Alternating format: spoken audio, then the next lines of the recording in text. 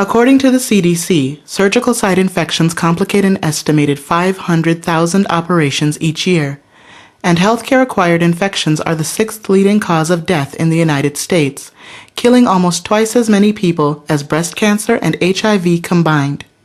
As a sterile processing employee, you play an important role in breaking the chain of infection. You can help ensure through meticulous decontamination and appropriate sterilization that reusable instruments are not the cause of patient-to-patient disease transmission and a subsequent surgical site infection. One of the most important links in breaking the chain of an infection is to make sure your sterilizer is working properly. In the beginning, before it even arrived at your healthcare facility, a sterilizer model was designed, extensively tested, and cleared by the FDA. Getting clearance wasn't so simple. Sterilizers must be tested against requirements that help ensure both the safety and efficacy of the device.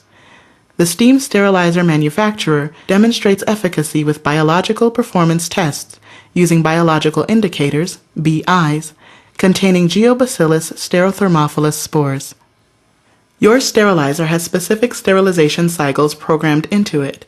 Sterilizer manufacturers use biological indicators to validate sterilization cycles because BIs provide a challenge to the sterilization process that exceeds the challenge of the natural bioburden in or on surgical instruments.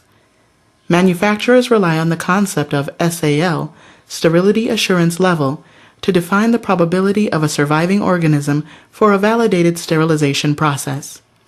And now it is your sterilizer and therefore your responsibility. Before your facility even puts your sterilizer into use, you must perform sterilizer qualification testing to assess the sterilizer's performance in your environment using your very own steam supply. Sterilizer qualification testing for dynamic air removal sterilizers is performed with physical monitors, chemical indicators, Bowie-Dick tests, and biological indicator process challenge devices, PCDs. The BI-PCDs present a challenge to air removal and steam penetration and must yield negative BI results from 3 consecutive cycles. These tests are important because the conditions are not the same in every clinical setting. For example, the steam quality is unique to your location, the climate and the altitude are different, and the electrical integrity is not the same everywhere. Acceptable qualification testing results demonstrate that the sterilizer is in good working condition and is functioning effectively.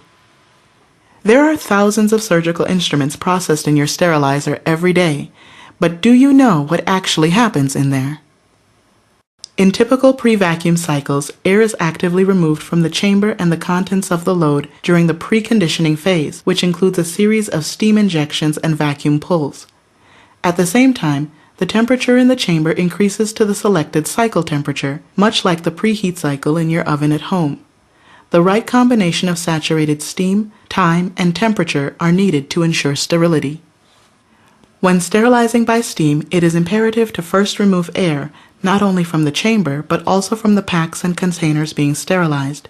If you don't, steam might not reach all device surfaces, which could result in non-sterile items being used from a seemingly acceptable sterilization cycle.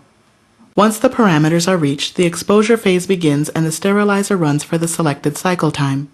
To ensure packs are dry at the end of the cycle, the exposure phase is followed by a final vacuum and drying time, because any moisture on the packs can lead to microbial growth. So what does all this mean?